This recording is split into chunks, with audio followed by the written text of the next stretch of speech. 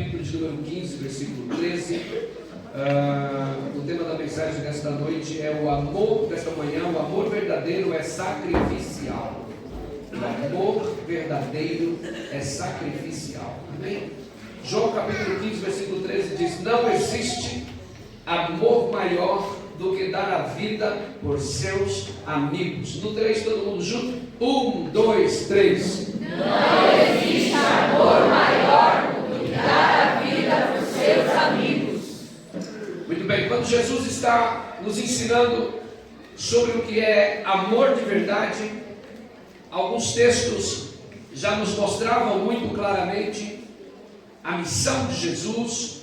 Todos que têm uma noção mínima da cristologia compreendem que Jesus não veio para cumprir o seu próprio propósito. Jesus veio para cumprir o propósito do Pai, e isso ele deixou muito claro em todas as vezes que ele falava do seu relacionamento com o Pai, e de todas as vezes que ele falava o que ele veio fazer aqui. E em várias situações ele deixa muito claro que ele não veio para fazer a sua própria vontade, porque ele estava trabalhando naquele momento, e também até agora o seu Pai trabalhava. Portanto, ele estava cumprindo o propósito divino do nosso Pai Celestial, a saber, o nosso grandioso Deus, que antes da fundação do mundo nos amou com amor eterno. Veja que mesmo antes do homem cair, mesmo antes do homem pecar, Deus já tinha um plano de salvação para nós. E não é um plano B, já que o homem caiu, Deus sacou um plano da manga. Não era um plano B. É um plano determinado por Deus antes da criação do mundo. E nós vemos isso em Apocalipse, quando a palavra de Deus diz que os nossos nomes foram escritos no livro da vida do Cordeiro que foi morto antes da fundação do mundo. Então, antes que você sonhasse em existir. Essa semana eu fiz uma conta muito boba sobre o quanto o tempo nos separa de quando Jesus estava aqui na terra. Então eu fiz uma conta de hoje a 100 anos atrás. Eu achei muito longe. Minha avó está aqui hoje com 86. E se você fizer a conta de hoje, 86 anos atrás, vai ficar longe para nós. Em um tempo histórico, não. Em um tempo histórico ainda é agora, é contemporâneo. Mas, se fizermos um pensamento nu e cru, 86 anos é longe para nós que estamos agora em 2025. Porque quando eu falo de 86 anos de idade, eu estou dizendo de 1939. Mas, quando eu vou para 200 anos atrás, a história começa a ficar muito longe de mim. Então é possível acreditar hoje em algo que alguém disse há 200 anos atrás, e você pode caminhar um pouco mais. É possível acreditar hoje no que alguém disse há 500 anos atrás. Está muito longe para a gente acreditar, porque na nossa sociedade, no pensamento de hoje, nós queremos respostas imediatas, queremos que as pessoas rapidamente nos provem, né? Geralmente quando confrontamos qualquer pessoa, a ideia da pessoa é: me prove, quero provas, não é verdade? Então quando você vai para 700 anos atrás, 800 anos atrás, 1000 anos atrás, quando nós falamos de 1000 anos atrás, nós estamos falando da Idade Média. E quando nós falamos de 1500 anos atrás, não tem nem o que falar, porque o Brasil ainda não tinha sido visto sequer no mapa, ou contemplado com o nome que conhecemos hoje, e com tudo que conhecemos hoje. Lembrando que o Brasil foi descoberto pelos portugueses em 1500. Isso dá apenas 525 anos da nossa história. Mas quando pulamos para 2000 anos atrás, nos deparamos com a história de Jesus. E o que é surpreendente na história de Jesus é que essa história foi escrita por homens, inspirados por Deus, supervisionados. É bom vir para a escola bíblica, né? Esses homens que escrevem sobre Jesus, inspirados por Deus, supervisionados pelo Espírito Santo, em mais de 40 anos de distância um do outro, sem ninguém se contradizer, demonstra que podemos crer nesta palavra que nesta manhã está sendo pregada, de que Jesus ele é a verdade, de que Jesus ele é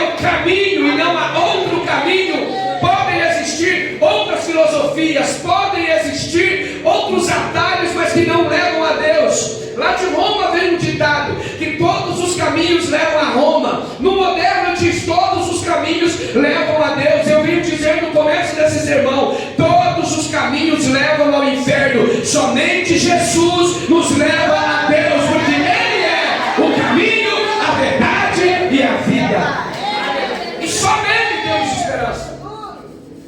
Não temos esperança em outro a não ser no Senhor. Então, quando Ele diz, irmãos, que não há maior amor do que esse, do que entregar a vida pelos seus amigos. Fala para quem está do seu lado: amigos. É óbvio que uma mãe vai dar a vida pelo seu filho. É óbvio que um pai de verdade dará a vida pelo seu filho. É óbvio que um marido de verdade bíblico dará a vida pela sua esposa. Mas não fazemos isso pelos nossos amigos. Que pena, caiu uma emboscada, poxa, aconteceu. Não fazemos isso pelos nossos amigos. E Jesus, ele deixa claro que o maior amor é este, que é capaz de dar a vida pelos seus amigos. E Jesus vai muito além do que isso, porque nós não éramos amigos de Jesus. A Bíblia diz que por natureza, depois da queda do homem, nos tornamos inimigos de Deus. E é por isso que em Colossenses Paulo escreve que através da cruz Deus reconciliou consigo o mundo. Então, se Jesus diz para nós: morram pelos seus amigos, esse exercício não é um exercício tão difícil de cumprir, uma vez que ele morreu pelos seus inimigos. Nós éramos inimigos de Deus. Em Romanos, no capítulo 3, a partir do versículo 23, diz que, olhando Deus, não viu nada de bom, não viu ninguém bom, não viu ninguém que se desprendesse daquele mundo mau, mas todos foram destituídos da glória de Deus. Agora veja que coisa poderosa. O que Jesus quer falar conosco, com esse texto e com essa palavra de hoje, de que o amor verdadeiro é sacrificial? Ele está querendo nos fazer entender que quem ama faz sacrifícios. Vocês compreendem isso? Então o objetivo é despertar a igreja para a profundidade do amor de Cristo revelado na cruz. Não é esse amor romântico. Quando você quer enviar uma manifestação de amor para uma pessoa no WhatsApp, que símbolo você manda? Um coração. Mas que coração você manda? O coração romantizado, aquele coraçãozinho. Porque se você mandar o coração de verdade, não será tão fácil de compreender. Não, por que mandou um órgão, um coração? Então existe o amor de dentro da alma e existe o amor romantizado. O amor romantizado não vê defeitos, porque o amor romantizado ele é semelhante à paixão. E Platão explica muito bem sobre esse assunto. É um amor platônico. Sabe aquele filme O Amor é Cego? Uma mulher bem forte mesmo, e aquele homem totalmente apaixonado vê ela com não mais do que 45 quilos. Na verdade tem mais de 90. Mas aquele é o amor platônico, é o amor romântico. O amor real, sacrificial, é que quando no final do filme ele enxerga quem ela é e passa a amá-la ainda mais. Esse é o amor que o Senhor quer nos desprender do coração. A profundidade do seu amor na cruz, a profundidade da sua entrega, a profundidade de dar a sua vida pelos seus inimigos. E isso me pega muito, porque é fácil morrer pelos parentes, é fácil morrer pelos amigos. Eu já vi um amigo pular no mar para salvar outro e morrer afogado. Eu já vi pai pular no mar para salvar o filho e morrer afogado. Agora, pular no mar para salvar o seu inimigo. Sabe, irmão, pensa naquela pessoa que mais te deu trabalho na vida. Pensa naquela pessoa que quer o teu mal. E aí ela começa a se afogar na sua frente e você pula para salvá-la, correndo riscos. É este evangelho que incomoda esta geração. Porque nesta geração o público é usado para quê? Para dizer que a vitória está chegando, que a bênção está aí, mas Deus não abençoa os seus inimigos, Deus abençoa os seus amigos. E quem são os amigos de Deus? Aqueles que foram reconciliados através da cruz e que hoje fazem a vontade do Pai. Esses são os amigos de Deus. Daí o grande erro de Deus ama o pecado Deus ama o pecador e odeia o pecado. Deus odeia o pecado e odeia o pecador. Deus ama pecadores que se arrependem e se tornam filhos amados do Pai. A esses Deus ama, porque Deus não quer aliança com o mundo. Isso confunde a pregação desses dias, porque quando nós chegamos na rua, quando vamos evangelizar, olhamos para as pessoas cheias de pecado, cheias de adultério e dizemos: Jesus te ama. É chocante isso. Mas quando vamos evangelizar de verdade, o certo é dizermos: Jesus tem um plano na sua vida, Ele quer limpar a sua vida de pecado, Ele quer transformá-lo em uma nova criatura, e depois que Ele fizer isso, Ele vai amá-lo profundamente. Porque aqueles que são, prestem atenção no que eu estou dizendo, e eu quero trazer um contexto bíblico para você compreender, e eu quero que a sua cabeça dê uma bugada forte nessa manhã. Se a Bíblia diz que aqueles que são... A prostituta é amiga do mundo, o ladrão é amigo do mundo, o adúltero é amigo do mundo, o mentiroso é amigo do mundo, e enquanto ele não desfazer a sua amizade com o mundo, ele não será amigo de Deus, portanto não será amado por Deus. Deus não ama seus inimigos, mas Deus ama filhos regenerados.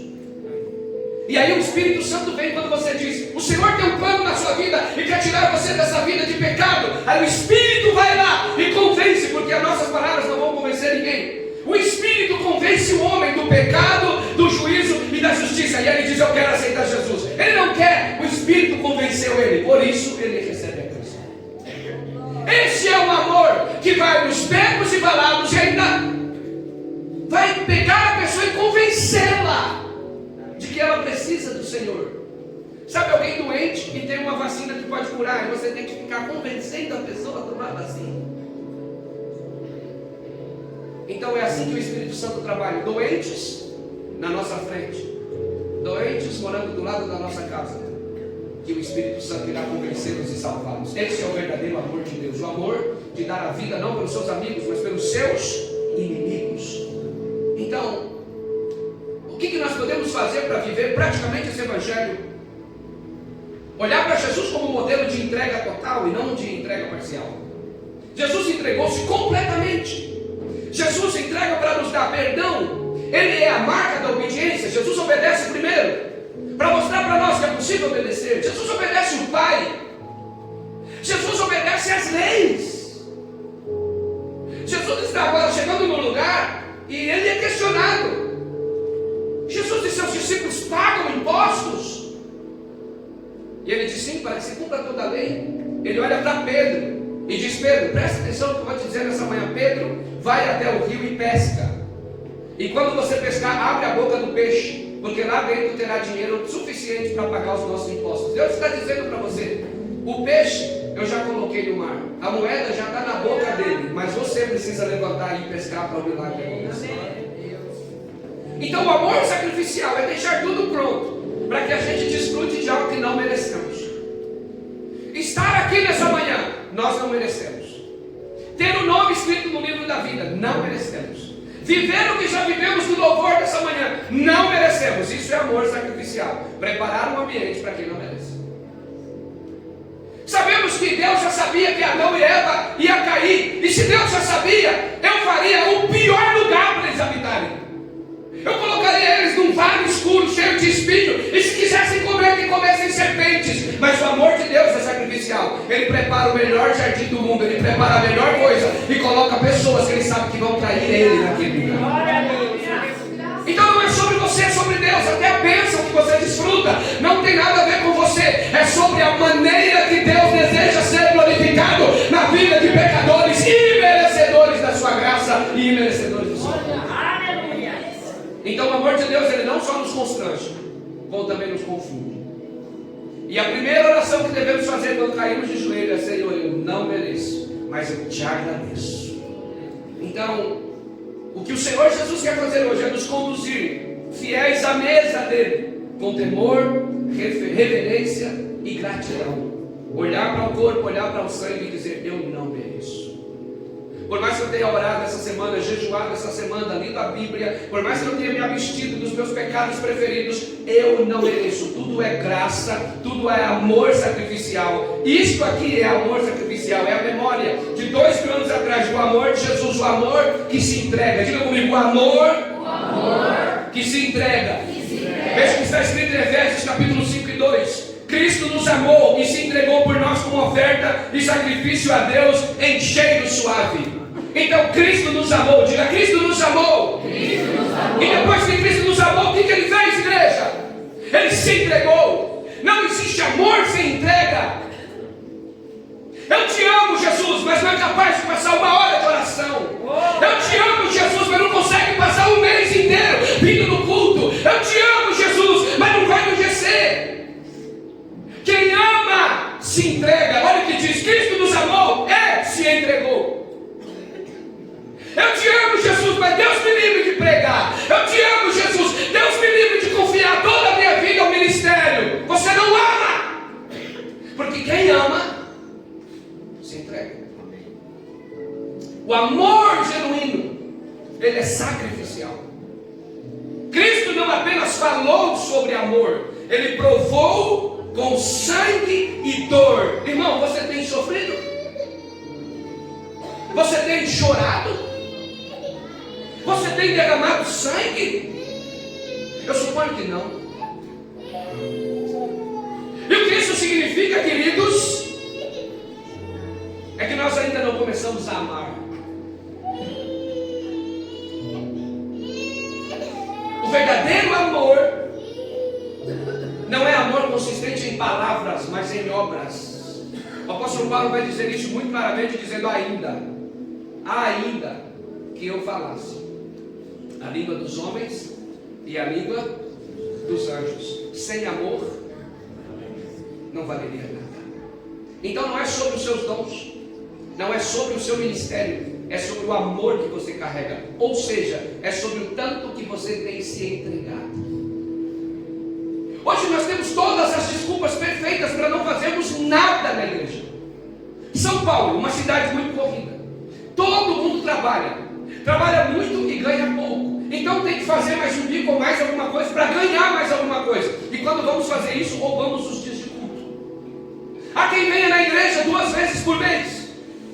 De semana nem existe. Que amor é esse? Que você não se entrega a ouvir um culto para ouvir Deus falar com você. Imagina quando você for convocado à fogueira. Quando você for convocado a não usar mais a Bíblia, a ter os aplicativos de Bíblia extinguidos da nossa nação. Imagina! O amor é sacrificial. Nós precisamos nos entregar de verdade. A cruz é o maior ato de generosidade já conhecido, não existe outro. Nada se compara à cruz. Porque em todas as outras mortes, pastor Mike, não importa quem seja, ninguém poderia ser considerado inocente. Se Sadraque, Mesaque e Abednego tivessem torrado na fornalha de fogo, eles não poderiam ser considerados inocentes, porque eram pecadores. Se Daniel tivesse sido comido pelo leão, não teria morrido inocente, porque ele era um pecador. Agora, a cruz revela o maior ato de generosidade, porque foi alguém que não foi morto. Jesus não podia ser morto. Como se mata a vida? Não se mata a vida. Então Jesus, antecipando-se, disse: a minha vida ninguém pode tirar, mas eu vou dar ela. Generosidade. Eu vou dar a vida. Generosidade. Eu vou dar. E não há amor maior do que esse de entregar a vida pelos seus amigos. Aleluia. E quando Jesus fala amigos, ele não vê os inimigos, ele vê esta geração. Ele vê você. Ele vê os nossos antepassados que se renderam, que aceitaram o seu nome. Ele nos vê. Ele diz: eu vou dar a vida pelos meus amigos. Então o amor verdadeiro é ação custosa e não palavras vazias. Repitam comigo: amor verdadeiro, é ação custosa, e não palavras vazias. Deixa eu fazer uma conta para vocês. Eu estou hoje, exatamente hoje, com 41 anos de idade. Dá tempo ainda de eu pensar se eu vou aceitar o ministério, se eu vou fazer? Dá tempo? Não. Dá tempo de eu debater filosofia, se eu sou calvinista, se eu sou arminiano, se eu sou cheio, se eu não sou, se eu falo de... Dá tempo? de gente aqui esperando o quê? Já está quase beirando a hora da verdade.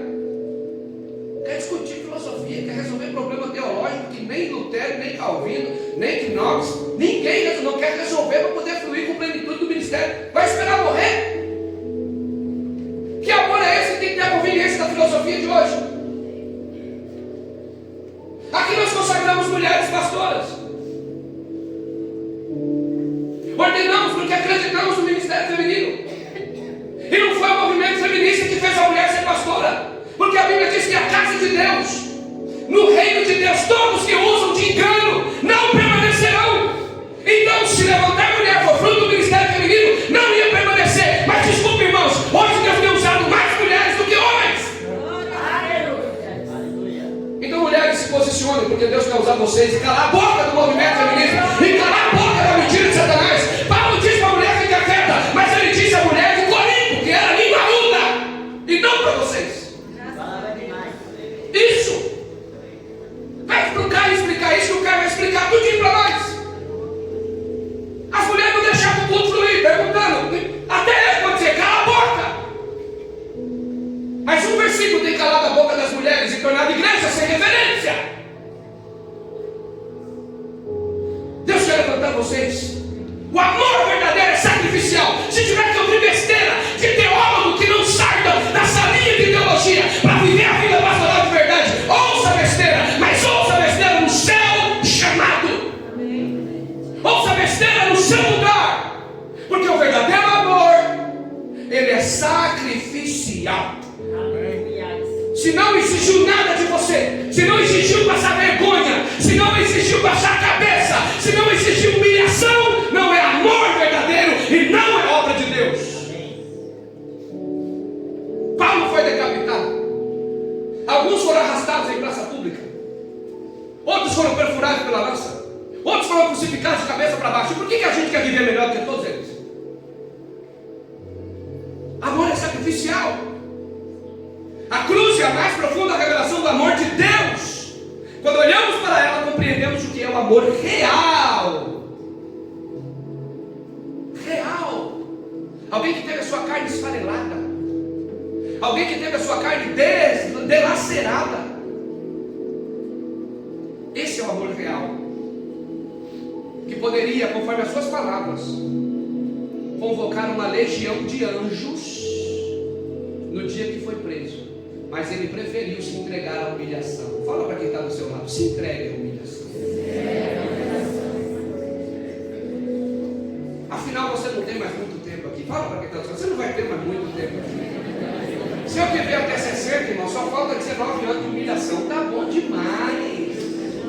Se eu viver até 70, são 29 anos de humilhação. Mas eu ouvi um louvor agora há pouco que dizia: imagine um lugar onde tudo é muito lindo. Imagine um lugar onde é diferente. Imagine um lugar além do Rio Azul, além da tribulação, além da humilhação. Você foi humilhado aqui, confrontado aqui, mas quando você fechar o olho, o Senhor estará diante de você dizendo: vinde, meu filho amado, para o reino que te foi preparado antes da fundação do mundo.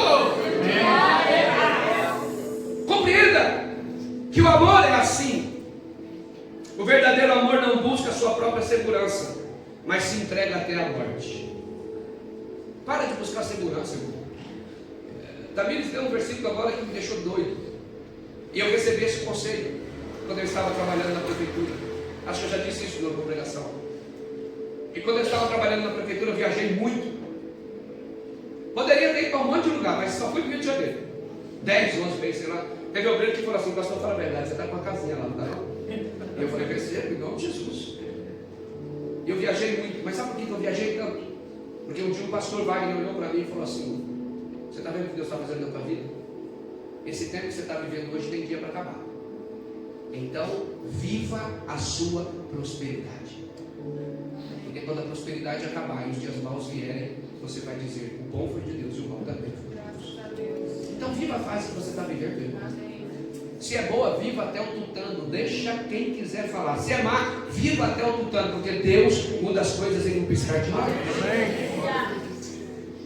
Então o amor de Cristo, ele perdoa o imperdoável. Romanos capítulo 5, versículo 8. Mas Deus prova o seu próprio amor para conosco, pelo fato de Cristo ter morrido por nós, sendo nós ainda pecadores.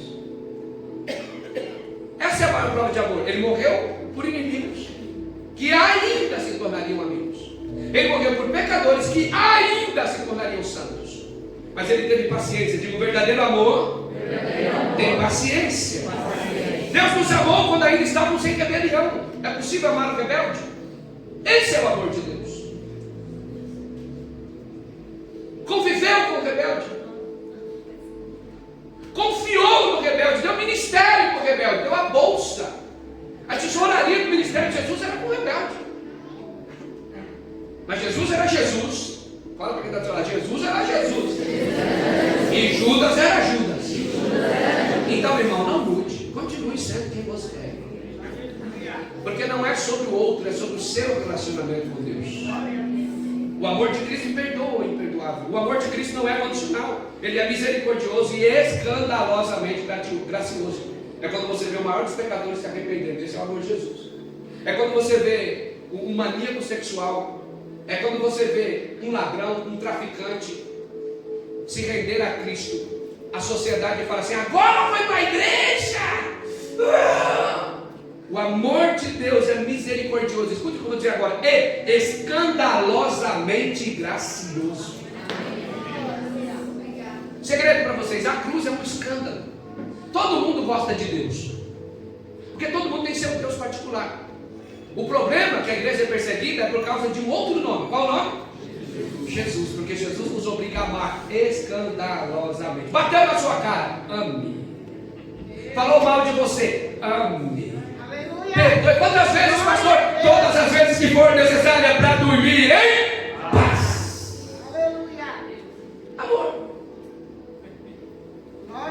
E como desenvolver esse amor todo, pastor? Sendo provado. Quando as situações vão vindo, você fala para Satanás: estou te vendo. Quer sujar meu coração? Senhor, chamo pelo nome, perdoa, libero para crescer, prosperar, frutificar. Em nome de Jesus, toda raiz de amargura sai. É assim que se posiciona. É assim que se posiciona. Escandalosamente o diabo fica assim. Essa foi muito forte. Mais forte é o sangue de Jesus, que nos livra, nos purifica, nos salva de todo pecado e tira toda a injustiça do nosso coração. Então, nesse lugar, nessa manhã, é lugar de reconciliação com Deus e com os seus irmãos. É hora de reconciliar. Perdoar o imperdoável. Às vezes eu vou fazer aconselhamento, os pais falam para mim: mas pai, presta atenção, estou prestando. Eu só preciso decidir se é crente ou não é. Se você é crente, vai lá, pede perdão. Se você não é crente, me permita orar por você, para quando você se converter, talvez você viver essa graça poderosa. Então, a ser lugar de reconciliação com Deus, com os irmãos. Se reconcilie com Deus hoje. Se reconcilie com seus irmãos hoje. A graça de Deus não se estende aos dignos, mas justamente aos indignos. Este é o escândalo da cruz. Jesus vir perdoar e salvar quem não merecia. Vocês compreendem isso? Cristo morreu não por amigos, mas por inimigos. E esse é o mistério do amor divino. O amor de Cristo nos chama a amar da mesma forma. Diga comigo: mesma forma. Mesma forma. Mesma forma. E nisso conhecemos o amor, que Cristo deu a sua vida por nós, e nós devemos dar a vida pelos nossos irmãos. Vocês compreendem que amor é esse? Nunca mais perdoei, mas não quero ver a cara. Não é amor. Perdoei, mas eu aqui e ele lá no quinto dos infernos. Não é amor.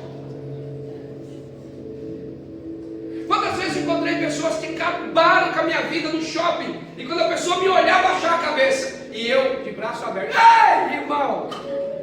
Para ele não fingir que não me viu, mas eu precisava mostrar o amor de Deus e voltar com o meu coração limpo para casa. Irmão, você não pode se sujar a rua, não é qualquer coisa que tem que sujar o teu coração. A gente tem que jogar todas essas coisas na cruz. O amor de Cristo é o nosso modelo de vida cristã. O discípulo não pode ser egoísta. Tem algum discípulo aqui hoje? Discípulos não podem ser egoístas. Nós precisamos nos doar em favor dos outros. O amor que não sacrifica não é o amor cristão. Tudo Deus tem para para mim, tudo Deus vai dar para mim, tudo é para minha casa, tudo é para minha família. E Deus não te usa para dar nada para ninguém, para abençoar ninguém, para socorrer ninguém, para liberar sobre ninguém, para abraçar ninguém, para orar por ninguém. O amor cristão, de verdade, ele se sacrifica. E aí você percebe que você é cristão ou não quando você não se sacrifica. O amor cristão, ele é sacrificial. A santidade, irmãos, nunca está divorciada do amor sacrificial. Não é sobre orar no monte o mês inteiro, é sobre amar o mês inteiro e ainda assim orar no monte. Vocês compreendem o que eu estou dizendo? Ontem eu cheguei, já quase 9 horas do relógio de oração, e eu estava esperando a minha esposa chegar em casa para recebê-la. Uma coisa importante, e aí eu aproveitei para ministrar um casal que estava na minha sala ontem, é que a igreja, ela não é a minha mulher. A igreja, ela está noiva com outra pessoa, ela é a noiva de Jesus. Então, quando o pastor preza mais a igreja do que a sua esposa, ele está em adultério, porque ele quer possuir a mulher de outro. Isso é adultério espiritual. Então, depois que eu recebi minha esposa, depois que ele estava bem e acomodado, eu desci para ver a noiva do outro, que é a noiva do Cordeiro da volta, um zelo tremendo. Mas ele diz: quem não cuida da sua casa, não pode governar. Vocês compreendem que é sacrifício? É sacrificial. Deus está exigindo de nós não algo que você não possa fazer. Então a santidade está vinculada a esse amor. Não se ora mais do que ama, se ama mais do que ora. Não se jejua mais do que ama, se ama mais do que jejua. Porque só quem ama pode jejuar pelo outro. Rafael, vou jejuar por você amanhã. Como se eu não te amo? Tem irmãs aqui que declaradamente na quarta-feira é o dia de jejuar por mim e pela pastora. Meu Deus, imagina alguém doar toda a quarta-feira da sua vida para jejuar pelo pastor e pela pastora. E eu descobri esses dias. E às vezes a gente não sabe porque estamos de pé, pastor Marcos, porque tem alguém com amor sacrificial passando fome por causa de você. Essa é a entrega do reino. Pessoas que fizeram 100 dias de oração pela família pastoral, sem madrugada. Amor sacrificial. O que não te custa nada não é ministério. O que não te custa nada não é amor. Vir aqui tocar, cantar, dançar, sem custar nada. Tempo de oração, tempo de música, tempo de lágrima, não é amor. Então o amor está vinculado à santificação. Porque ninguém pode ser santo sem amar. Porque o Senhor nos santifica através do seu amor. Então, nós devemos, em nome de Jesus, estarmos prontos a nos doar, porque a marca de maturidade espiritual é o amor. Ela é a evidência da cruz no coração. Quer saber se alguém tem a cruz no coração? Ele se sacrifica pelos outros. A evidência da cruz é amar como Cristo amou. Por isso eu troquei o ser cheio do Espírito Santo, gritar, pular, e a gente grita, a gente pula, a gente fala em línguas, mas ser cheio do Espírito Santo não é isso. Ser cheio do Espírito Santo é amar os seus inimigos. Ser cheio do Espírito Santo é não guardar mágoa. Ser cheio do Espírito Santo é não guardar raízes de amargura. Esse dia tem uma situação para se resolver. Ainda vai se resolver, não se resolveu. Eu creio que vai se resolver em nome de Jesus daqui a uns dias, daqui a uns meses. Mas a pessoa já disse para mim que eu estou errado. E eu sabia que eu estava certo, mas a Espírito Santo falou para mim: esteja errado. Eu falei: Senhor, esteja errado. Uma situação aleatória, diversa, um monte de palavrão na minha cara, um monte de coisa. E aí eu recebi a notícia que a situação vai se resolver, mas que já sabe preeminentemente que você está errado. E aí eu falei: Espírito Santo, ele falou: você está errado. Mas como estou errado? Porque o negócio não é você se justificar, é resolver o problema. Meu Deus, que doideira. O verdadeiro amor sacrifica. Não é sobre você estar certo ou errado. Tem situações lá que a gente tem que provar que está certo. Tem coisa que você preto do branco. Mas existem situações que vão dizer que você está errado. Você vai dizer: sim, me perdoe. E o diabo fala: trouxa. Só que a Bíblia diz que nós, homens de Deus, somos aqueles que são os pacificadores. A gente tira a brasa, não bota a brasa. Fala para quem está do seu lado: tira a brasa. Não bota a brasa. Vocês compreendem isso? Pacificadores é a nossa principal essência. Essa é a marca da maturidade espiritual. O amor sacrificial é evidência de alguém que de fato está na cruz. Então, o desejo do Senhor hoje é quando nos sentarmos e pegarmos esse pão e pegarmos esse suco de uva com muita inteligência, dizendo: Senhor, obrigado por um projeto que foi desenhado antes da minha existência, por um projeto que foi desenhado antes da fundação do mundo, e o Senhor me incluiu nesse projeto, meu nome foi lançado. Oh, glória a Deus, amém? A pior coisa do mundo é você ir viajar ou fazer qualquer coisa, um documento, e lá a mulher fala assim: seu nome não está no sistema. Quem já viveu isso? Gente, é ridículo, é horrível. Seu nome não está no sistema. Seu nome não está no sistema. Deixa eu te dizer uma coisa: antes da fundação do mundo, no sistema da salvação, o Senhor já tinha lançado o seu nome e o nome da sua família. Ele é o Deus que faz, amém? Então, não existe maior amor do que este: entregar a vida pelos seus amigos. Então, a exigência de Jesus para continuarmos sendo igreja é amar, amar, amar, amar. Por isso Jesus disse: olha, quando vocês forem cear, façam isso em memória de mim. Não é um ritual, é um memorial da cruz. Porque ritual é assim. Eu lembro de onde eu fui girado, onde eu fui ensinado como obreiro. Ritual é assim: irmãos, semana que vem, Santa Ceia. Aí todo mundo, naquela semana, não peca, não fala palavrão, não chuta um gato. É aquela coisa. Tem gente que nem namora, porque tem medo de se bagunçar na ceia. Muito pelo contrário, a Bíblia diz que quando o casal faz o que tem que fazer, um santifica o outro. Posso ouvir glória? É o contrário do que nos ensinaram, né? Pois bem. Isso é ritual. Isso é ritual.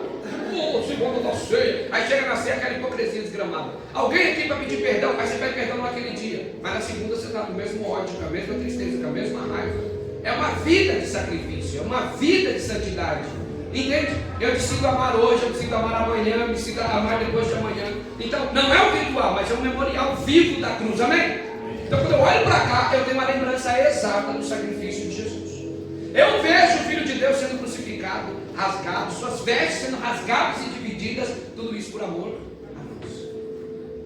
Então, o amor de Deus, irmãos, o pastor Mike pregou uma palavra muito poderosa há uns 7, 8 meses atrás, que nunca mais saiu do meu coração: o Jesus que resolve. Caros, pensem comigo, irmãos. Crucificado, os pés e as mãos crucificados, uma coroa de espinho na cabeça, as costas tudo rasgada. Aí ele olha para baixo na cruz, vê Maria chorando. Irmão, é muita dor para se preocupar com os outros. Vê Maria chorando, e João do lado assim: mulher! Aí Maria olha: mulher! Olha o teu filho aí agora. Aí está João como filho. Aí olha para João e fala assim: olha aí a tua mãe. Jesus resolve, morrendo. Presta atenção, olha para quem está falando assim: você está morrendo, irmão? Resolva! Aí está lá, Jesus já quase vai, mas não vai. Aí o cara fala assim: você não é Jesus? Desce daí, salva tu e salva mais. Aí do outro lado fala assim: tá maluco, rapaz? Esse aqui está aqui inocente, nós não. Ele olha e fala assim para Jesus: ei. Meu Deus. Aí, tá vendo Jesus aqui, né? Ei. Aí Jesus. É muito amor.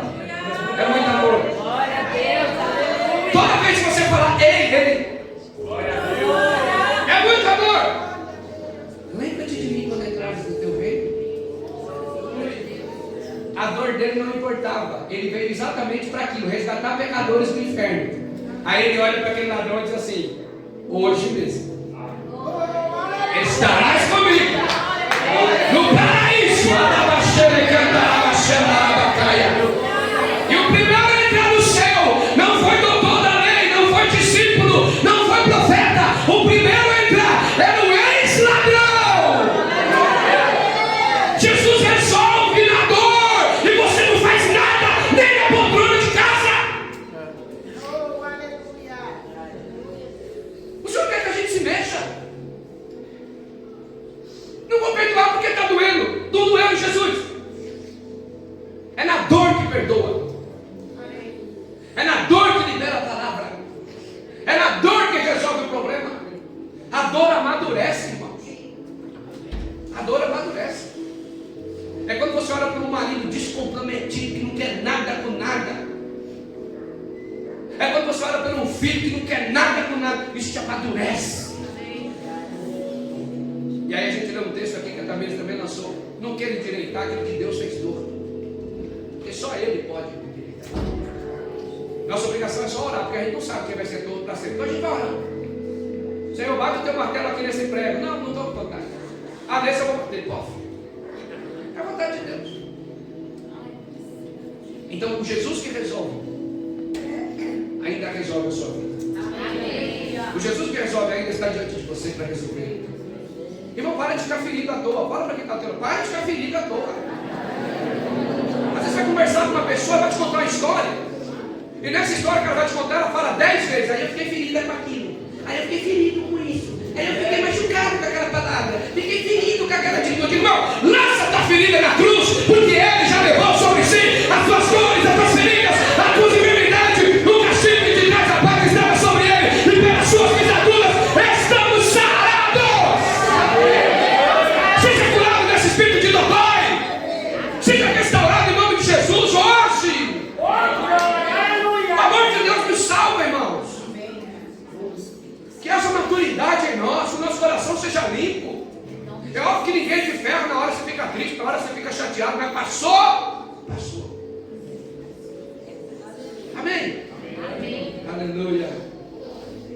A ceia nos alinha novamente com o Evangelho, lembrando-nos que o Cordeiro foi morto por nós. Cada vez que comemos e bebemos, estamos proclamando o amor que venceu. Por isso que o diabo não deixa algumas pessoas virem na ceia.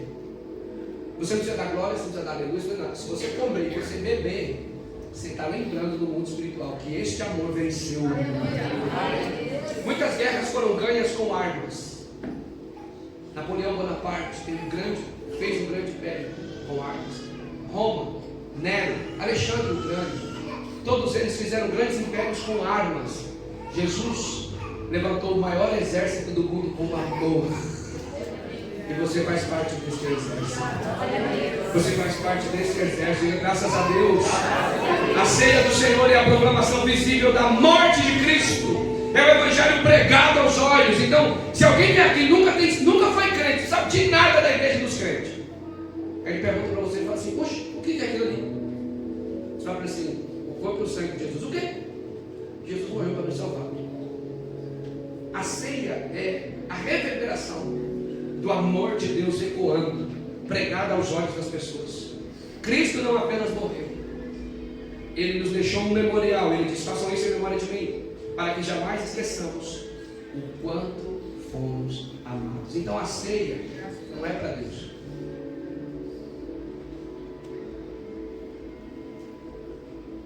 Quando eles se juntavam em Corinto, na ceia original, cada um, já ensinei isso aqui, cada um levava seu pão e seu vinho. Tanto que em Coríntios capítulo 11 ele vai instruir sobre a ceia, porque as pessoas estavam ficando bêbadas. Porque a ceia é uma refeição. Esta é um memorial. Então ele pediu que nos reunisse nesse memorial entre nós, para eternamente não esquecermos o quanto fomos amados. Você vê essa contradição? Está vendo aquela cruz? Está vendo essa cruz? Talvez a cruz que esteja no teu pescoço, desde que Cristo não esteja pendurado lá, porque o meu já ressuscitou e vive para sempre. Até 20 anos atrás era um tabu uma igreja evangélica ter uma cruz. Vocês lembram disso? Não podia ter cruz. Aí eu pergunto: tudo vinculado a nós está na cruz. O cordeiro foi morto na cruz. O sangue foi derramado na cruz. Fomos comprados pelo sangue da cruz. Olhamos para a cruz. O evangelho, irmãos, é simples. A religiosidade é que mata a gente. As cores da parede, isso incomoda igrejas até hoje. As cores da parede, se é branca, se é preta, se é roxa, se é vermelha. Meus irmãos, você sabe o que não pode ter cor diferente? Sua alma. A sua alma. A sua alma. Essa não pode estar manchada. Esta não pode estar maculada. Essa precisa estar alva, mais do que a neve lavada no sangue do Cordeiro. Mas a igreja de hoje segue pensando o seguinte: não pode pode calça, não pode brinco, não pode isso, não pode aquilo, mas pode fofocar, pode roubar a Deus, pode falar mal do irmão, pode dar golpe, pode ter internet roubada, pode comprar celular mais barato roubado, pode ter sinal da TIM, da Vivo, da Claro roubado, pode tudo, mas não pode essas coisas. Deus vai transformar o nosso caráter, irmãos. Porque quando Deus transforma o nosso caráter, aí a gente sabe se vestir decentemente. Quando a gente tem caráter, a gente sabe a roupa da praia, a gente sabe a roupa da igreja. Quando a gente tem caráter, a gente sabe a roupa de vir para o culto e a roupa de ir para o shopping. Quando a gente tem caráter, a gente sabe a roupa de estar na ceia, a roupa de estar no churrasco. Quando a gente é transformado, o Espírito dita: não, não, não, não. Gente, pastor vigiando a vida de ninguém. A irmã está lá botando uma blusa. O Espírito Santo, ei. Para cima, para baixo. Não precisa de ninguém vigiando, é o Espírito Santo. Quantos aqui faziam tudo o que queria e hoje o Espírito Santo está cuidando de você? Deixa eu ver. Olha. Espírito Santo. É Ele. Tem gente que não pode dar glória na igreja, que a barriga está toda de fora. Alguém vai orientar? Vai. A líder mulher do seu GC vai orientar? Vai. Mas quem vai fazer essa aula? O Espírito Santo. Aí você põe a blusa, o Espírito Santo vai dizer: dá glória, aí você no espelho. Chega, você vai encher. O Espírito Santo, não. Eu quero que você dá glória de olho fechado, sem ficar puxando nada. Dá glória. Esquece isso. Vocês entendem? Quem nos transforma é o Espírito Santo. É Ele. Então o Evangelho é sobre nós, é sobre o Espírito Santo. Porque o Evangelho é poder de Deus e salvação para os que nele creem. Pois quem agora está em Cristo, nova criatura é. As coisas velhas, os velhos comportamentos se passaram. Eis que tudo se fez novo. E esse é o Evangelho do reino de Deus. Então Cristo não apenas morreu, mas nos deixou o memorial, para que jamais esqueçamos o quanto fomos amados. Você é amado pelo Pai. Amém? Aplauda o nome de Jesus.